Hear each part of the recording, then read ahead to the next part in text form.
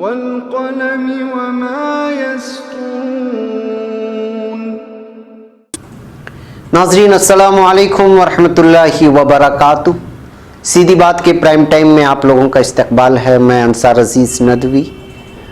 جیسا کہ میں نے آپ کو کل کہا تھا کہ سال 2018 میں مخصوص کچھ واقعات کا تذکرہ میں پرائم ٹائم میں کروں گا۔ جیسا کہ آپ جانتے ہیں کہ سال کا گزرنا بڑی بات نہیں ہے، لیکن سال کے گزرنے کے بعد اس میں پیش آئی تلخ حقائق کو لوگوں کے سامنے، یہ سب سے اہم اور ضروری بات ہے۔ ہم سال 2018 کو الوداع کہہ چکے ہیں، نئے سال کا ہم لوگ استقبال کر رہے ہیں اور آج اس کا پہلا دن بھی ہے۔ لیکن گزشتہ سال جو واقعات پیش آئے، جو تلخ حقائق ہم لوگوں کے سامنے ہیں، ان چیزوں پر نظر رکھنا، وہ چاہے سیاسی طور پر ہو، سماجی طور پر ہو، اقتصادی طور پر ہو یا تعلیمی طور پر، نظر رکھ کر کے اس کے حقائق کو آپ لوگوں کے سامنے لا کر کے اس پر تبصرہ کرنا، یہ میرا مقصد ہے، تاکہ ہم اس سے سبق لے سکیں اور وہ غلطیاں دوبارہ دہرائی نہ جا سکے جن غلطیوں کو ہم لوگ بار بار کر چکے ہیں۔ بہرکیف ناظرین، آگے جانے سے پہلے میں آپ لوگوں سے درخواست کر لوں کہ جن لوگوں نے ابھی تک ہمارے چینل کو سبسکرائب نہیں کیا ہے وہ ضرور سبسکرائب کریں اور ہماری ان ویڈیوز کے لنک کو لوگوں تک پہنچانے میں ہماری مدد کریں، اس لیے کہ یہ بڑی محنت کے ساتھ تفصیلات اکٹھا ہوتی ہیں، پھر آپ لوگوں کے سامنے پیش کی جاتی ہیں۔ کچھ ہی لوگوں تک اگر اس کا فائدہ ہو تو کیا فائدہ ہے، اس لیے آپ لوگ ان لنکس کو، ان ویڈیوز کو دوسرے لوگوں تک پہنچانے میں ہماری بھرپور مدد کریں، یہ آپ کا ادارے کے لیے بہت بڑا ہی تعاون ہوگا۔ بہرکیف ناظرین، دراصل ظفر آغا صاحب نے ایک بہترین آرٹیکل لکھا ہے 2018 کے الوداع ہونے پر، اس میں کی کچھ جھلکیاں اور دیگر کچھ اہم ترین اخبارات کی سرخیوں سے نکال کر کے میں ایک پرائم ٹائم آپ لوگوں کے سامنے پیش کر رہا ہوں۔ امید ہے کہ آپ لوگ اس کو غور سے سنیں گے اور دوسروں تک پہنچائیں گے۔ ناظرین، اگر ہم گزشتہ سال پر نگاہ ڈالیں اور پھر آنے والے سال میں مستقبل کو تلاش کریں تو ایسا ہی محسوس ہوتا ہے کہ ملک میں چھائی تاریکی ختم ہو رہی ہے اور ہندوستان میں نئے سال کی آمد پر نئی امید کی شمعیں روشن ہو رہی ہیں۔ ذاتی طور پر ماننا ہے کہ گزشتہ 4-4.5 سال ہندوستانی تاریخ میں تاریکی کے سال شمار کیے جائیں گے، یعنی اندھیرے والے سال شمار کیے جائیں گے۔ سال 2014 میں ہندوستانی سیاست میں نریندر مودی کے عروج نے ملک کے باشندوں میں ایک نئی امید پیدا کی تھی۔ سب کا ساتھ، سب کا وکاس جیسے نعرے کے ساتھ نریندر مودی جی نے ملک کی ایک بڑی آبادی کے دل کو چھو لیا تھا۔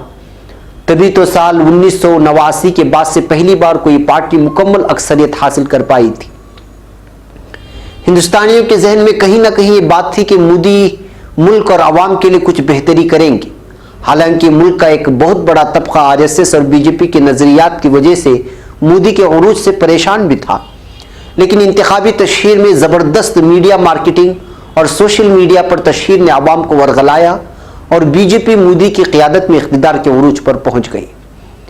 لیکن سب کا ساتھ، سب کا وکاس کا نعرہ دے کر انتخاب جیتنے والے مودی جی اور ان کے ساتھی یہ سمجھ بیٹھے کہ ملک نے ان کو ہندوتوا نظریات نافذ کرنے کا مینڈیٹ دے دیا۔ نتیجہ یہ ہوا کہ جلد ہی ملک میں گورکشکوں اور کئی طرح کی ہندو سیناؤں کی دہشت پھیلنے لگی۔ کیا 21ویں صدی میں گوکشی کی سزا دلتوں کو کوڑے مار کر دینے کا تصور کیا جا سکتا تھا؟ لیکن گجرات میں مودی دور میں اونا نام کی جگہ پر ایسا ہوا۔ اسی طرح ابھی حال ہی میں راجدھانی دہلی کے پاس بلند شہر میں گورکشکوں نے ایک پولیس انسپکٹر کا قتل اس لیے کر دیا کہ اس نے بلوائیوں کو بلوا کرنے یعنی فساد برپا کرنے سے روکا۔ اسی حکومت میں ہندوستان میں پہلی بار موب لنچنگ جیسے بربریت پر مبنی واقعات عام ہو گئے۔ ایک جانب سماجی دہشت گردی تو دوسری طرف آئین اور سپریم کورٹ، CBI اور RBI جیسے اداروں پر منصوبہ بند طریقے سے حملہ کیا گیا، بلکہ حملہ ہوا۔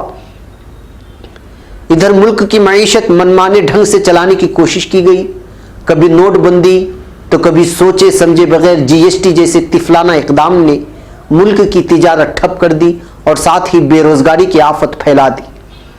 پھر نیرو مودی جیسوں کو بینک لوٹ کی کھلی چھوٹ دے دی گئی تو رافیل معاہدے میں زبردست دھاندلی بھی ہوئی۔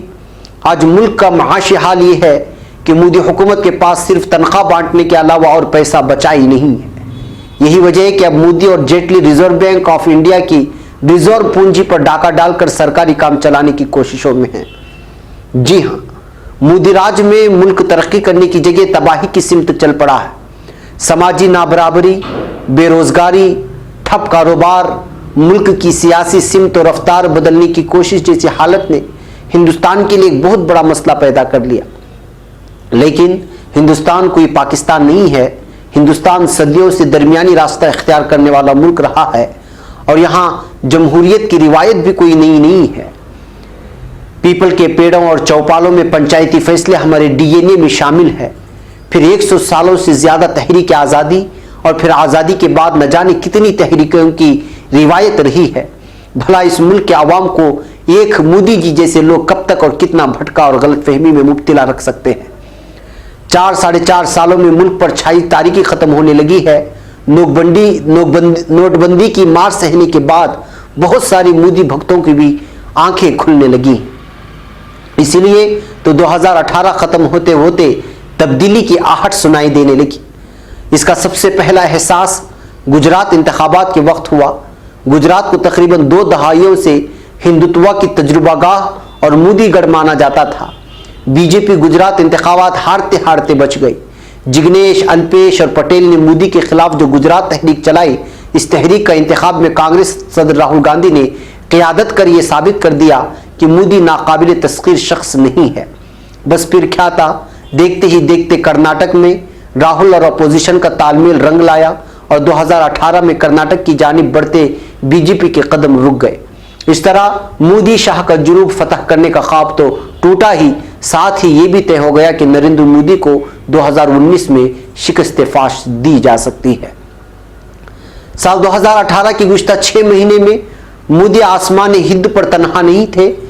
राफेल घोटाला और आवाम में बढ़ती नाराजगी के साथ कांग्रेस सदर राहुल गांधी साए की तरह नरेंद्र मोदी का पीछा कर रहे थे और 2018 का सूरज गुरूब होने से पहले ही राहुल गांधी ने यह साबित कर दिया कि वो हिंदी बेल्ट जिसने नरेंद्र मोदी को हिंदुस्तान का ताज पहनाया था, वही हिंदी बेल्ट अब मोदी को गद्दी से उतारने के लिए तैयार है।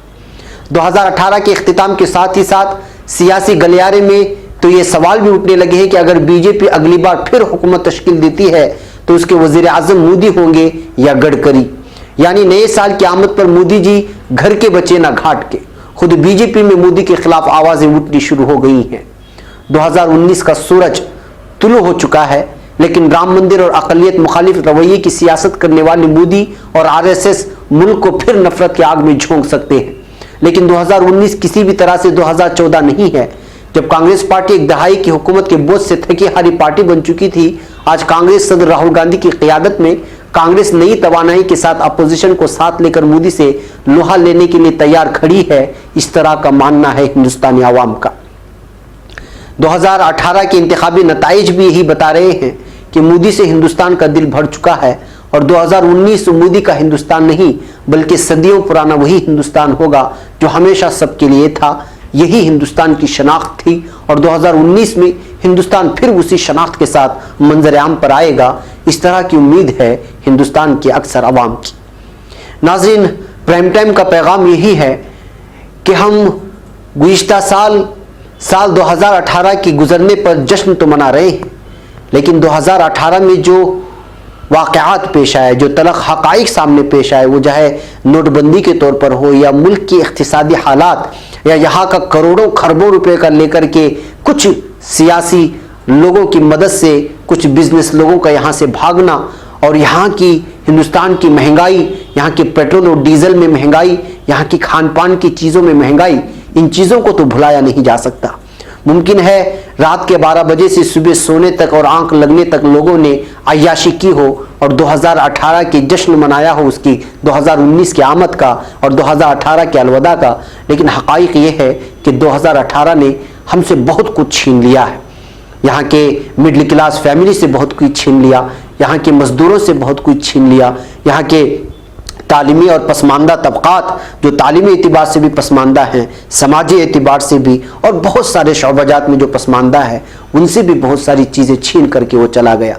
लेकिन 2019 की रोशनी جو سال 2019 میں پھیلائی جائے گی وہ کس انداز میں پھیلائی جائے گی، کیا اس میں ہم عام شہریوں کا کیا کوئی کردار ہوگا، اس لیے کہ 2019 کے آتے ہی اب پارلیمانی انتخابات کا بگل بھی بج چکا ہوگا۔ تو اس موقع پر بھی کیا ہم وہی فیصلے لیں گے جو بھول کر چکے ہیں آج سے 4.5 سال پہلے، یا پھر کوئی نئی تحریک ہمارے ذہن میں جنم لے گی، یا نئی کوئی سوچ یا فکر ہمارے ذہن میں جنم لے گی؟ اس پر ہم لوگوں کو سوچنا ہوگا، اور یہی سیدھی بات کے پرائم ٹائم کا پیغام بھی ہے۔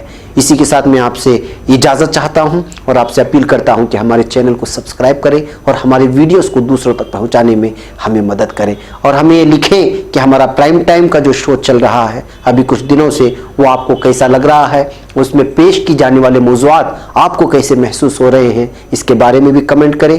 ہمیں اس سے ہماری ہمت افزائی ہوگی، حوصلہ افزائی ہوگی۔ اگر کہیں غلطیاں ہیں تو ہم اس کو دور کرنے میں اقدام کریں گے اور اس کی جانب بڑھیں گے۔ اسی پر مجھے اجازت دیں۔ السلام علیکم ورحمۃ اللہ وبرکاتہ۔